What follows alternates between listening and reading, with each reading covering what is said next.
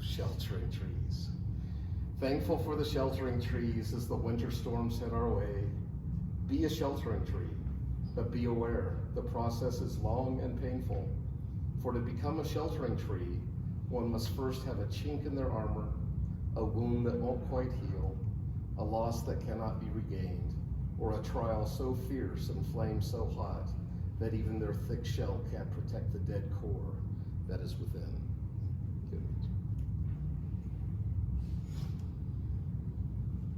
I don't know if you know this about trees, but as in humans, the life is in the blood. For trees, the life is in the cambium. And it is that thin layer between the outer bark and the inner heartwood. The inner heartwood of trees is dead. It's dead wood. The life of the tree is in that little ring, that last ring in between the inner wood and the bark. And so the bark is protecting that, and that inner dead wood is almost providing like a scaffolding for the living tree. But if that bark gets breached, it allows access into that dead inner wood. And so that's what I meant by if you have a chink in your armor or a wound that won't heal, because trees will heal. Just like us, how if you get cut, you'll form a scab and new skin will grow over it. If trees get hit or cut or burned, they will actually try to grow back over that wound. And if they can do it, they can stop this process.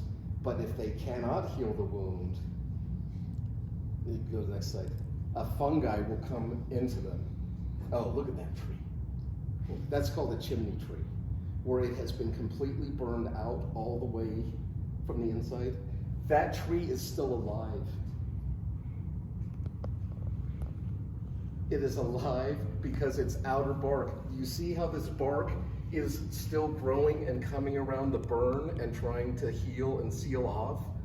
But there's almost nothing left to burn or take away. It's just empty space, a little of that charred carbon, the cambium, and then bark. So you just have this very thin, and this tree is hundreds of feet tall.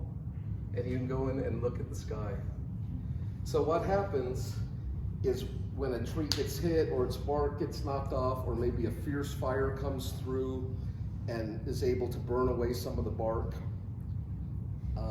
after the fire subsides, a fungi enters into the tree. There's several different kinds, but the major one is called Porrhea sequoiae. And this fungus gets in there and it starts to eat away at the dead wood. It won't eat the living, it only eats the dead. Whoa.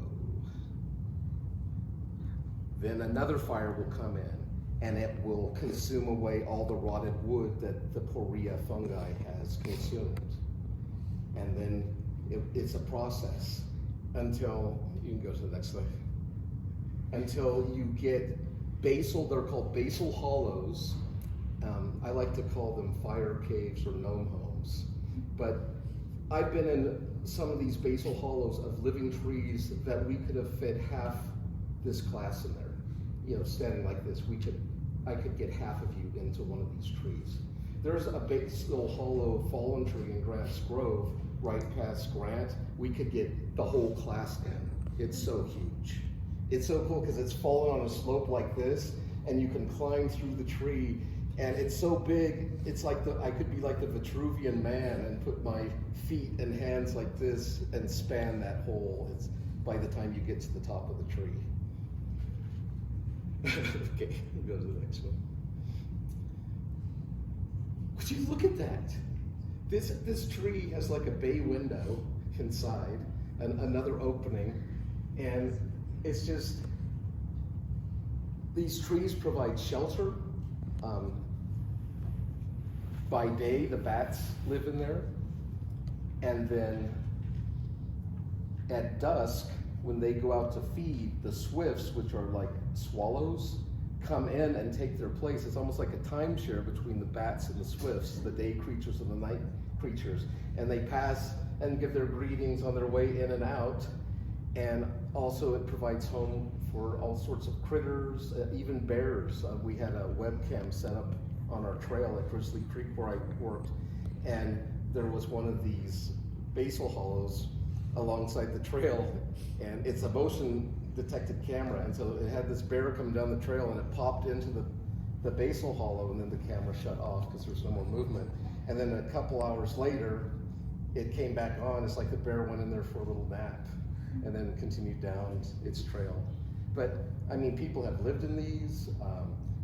They've made gift shops out of them up where I live. It's really trippy. But the tree itself is fine, because remember, what is being eaten and burned away is the dead. Is anyone saying a spiritual lesson here, perchance?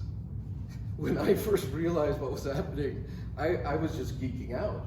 Remember, we talked about how we are clothed in Christ? It is like that outer living part of us, that is Christ. But it's still, we're still us, right? It's still the same form and shape of Fred, but little by little, day by day, that old, rotten, dead man inside of me is being removed, until all that will remain is that beautiful covering that I am connected to intimately. And these are things I don't get to share on my state parks talks, right? But in my mind, I'm just thinking, the heavens declare the glory of God, and the earth shows forth his handiwork. And their line has gone out through all the earth, and there is great truth and teaching in the deep, deep woods.